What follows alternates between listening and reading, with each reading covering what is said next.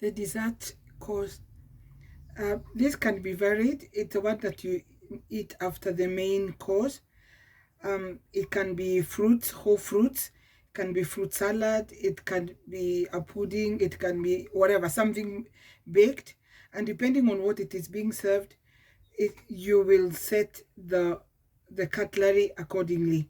So in this particular case, we'll start with fruits. If it's whole fruits that are served. So then the cutlery that are placed horizontal at the top here are always for the dessert.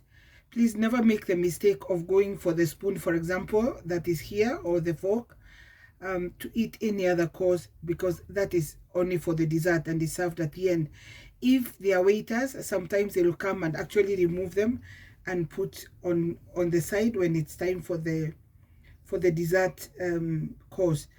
Otherwise, they are placed in such a way that you use the knife with your right hand and the fork with your left hand. Yeah, so they are always set like that. And this could be replaced by a spoon if the dessert is going to be eaten with a spoon.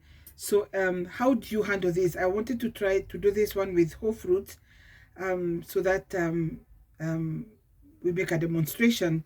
So basically, like with any fruit, like if it's this kind, or a an orange, or an apple, you cut through, and then from there, or you can also bend it like this and cut through to remove the peel.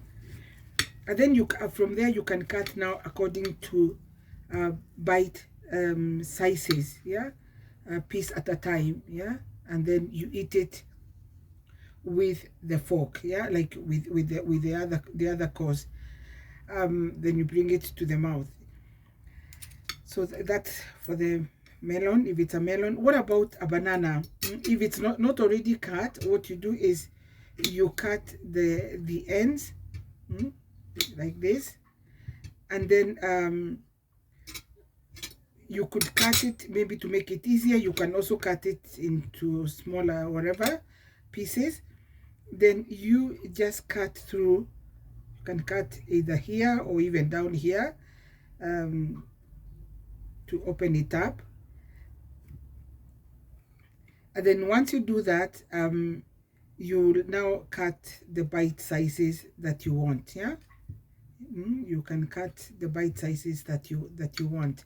I know eating fruits with a fork and a knife can be a bit tricky, but with practice you realize that it gets easier. But then what if the dessert is not fruit? Maybe it's a fruit salad, or ice cream, or something that has some liquid or fluid in it.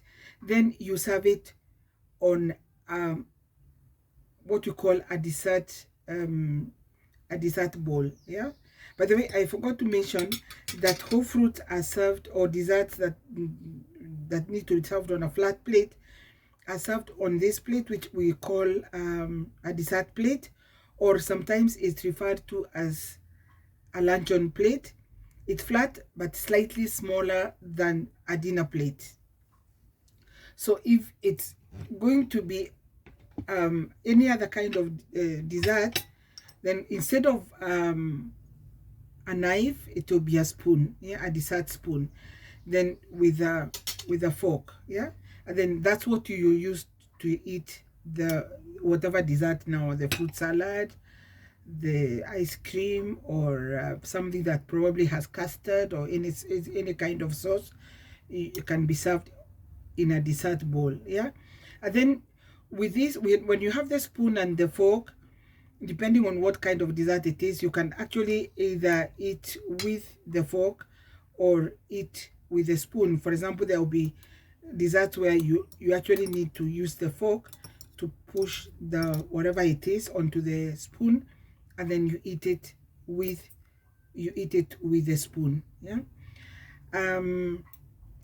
And like everything else, it's a question of practice, and we get to know what is what, and we get comfortable with it all.